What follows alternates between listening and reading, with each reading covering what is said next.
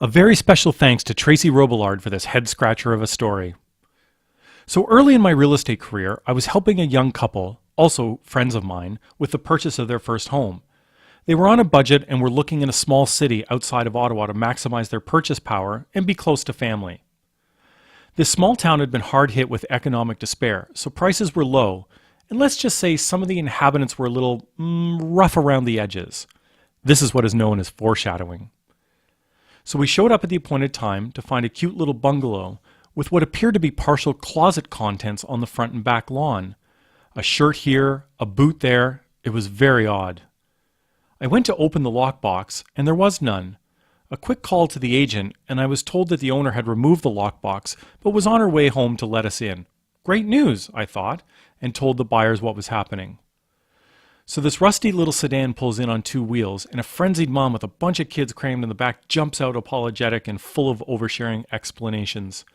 She was late because she'd been waiting all day at the welfare office and the stupid government didn't care about her time. My inside voice would get a lot of action in the minutes to come.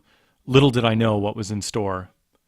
So without taking a breath, she explains the clothing outside, bastard ex-boyfriend, and opens the front door where there's a giant knife, as in bigger than the biggest knife in a knife set, sitting on the decorative table by the front door.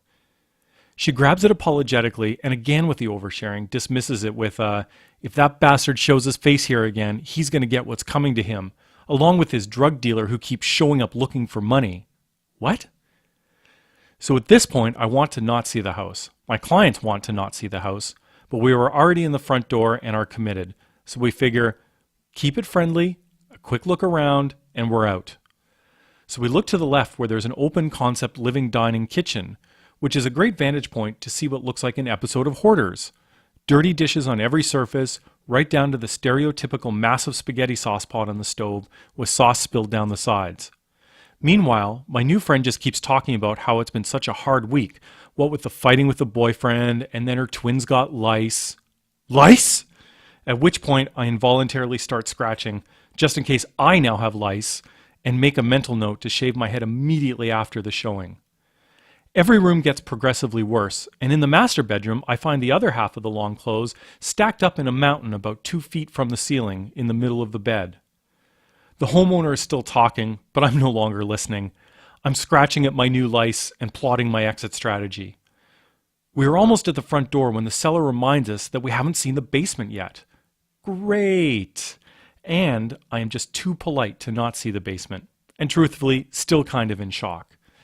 So down to the basement we go, mercifully unaccompanied by the homeowner. In the basement, we find a series of rooms built off the first room, but all attached, like a mouse maze. 3 of them are depressing windowless bedrooms, all in a various state of home invasion decor.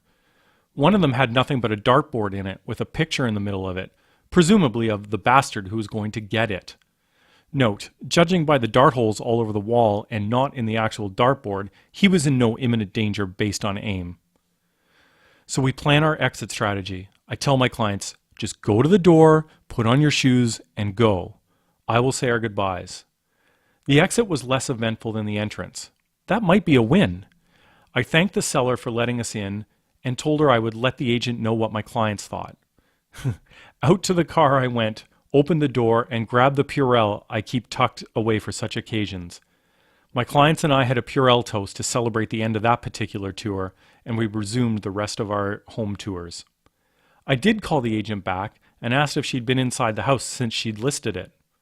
She called me back with a $10,000 price drop and an explanation on how the home had now been restored to its proper condition, hoping that my clients would be interested in a family-friendly bungalow with a drug dealer banging on the front door at all hours that had kids with lice living in it.